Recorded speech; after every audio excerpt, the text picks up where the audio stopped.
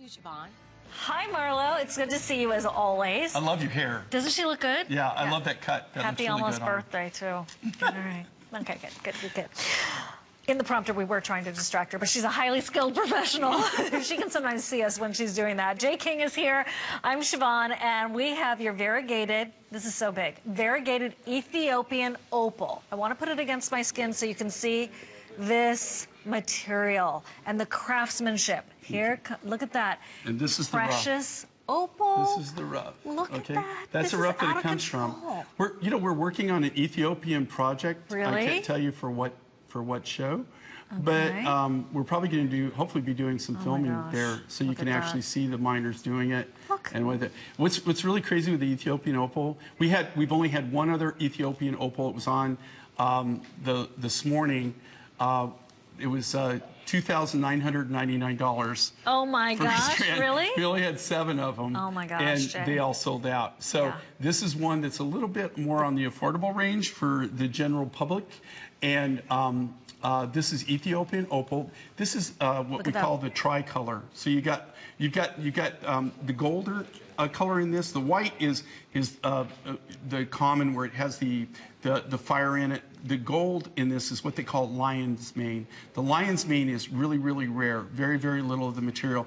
And then you have it's really kind of like, it's not really black. It's more like a cocoa, like a chocolate opal version. Those are all the natural colors. Those are really limited. And what's really crazy, anytime I have a really good thing going on, there's always somebody that goes in and ruins my deal, right?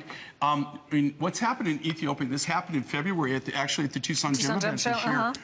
Ethiopian government, because it used to be that 95% of all precious opal came out of Australia. That is not the case anymore. In fact, I would say there's virtually nothing, probably less than 3 or 5% of the world precious opal is now coming out of Australia. It's just literally just shut down. There's really nothing happening as far as mining precious opal. They are getting common opals, but I'm talking precious now. So what's happened though, Ethiopia has taken over. So now they're providing the lion's share, probably 90+% of all the precious opal in the world right now is coming out of Ethiopia.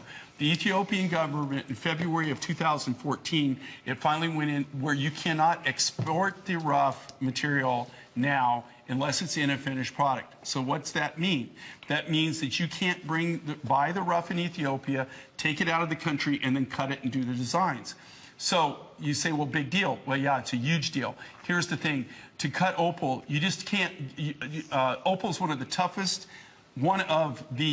if not the toughest materials, especially precious opal, to work with.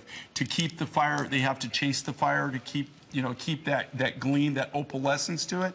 So it's not something that you just learn overnight. It's just like being a diamond cutter or whatever. Right. It's a skill. So now what's happened is I have friends, I cannot do it, but I have friends that are setting up shops in Ethiopia, and they're bringing people in, and they're setting up cutting shops. So it's probably going to take them at least a year, maybe even 2 years to get enough people trained up that they can actually. Not overnight. So long story short, the rough that's out there, that's in our cutting shops now, that's available to us, that's what we can work from.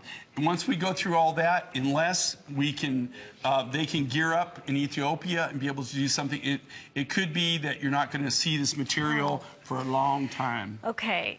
That makes me sad, but here's what's happening right now. With 20 seconds left, there are about 200 available. These go together. Don't they go beautifully together? I can't wait for you to see this in person where you really...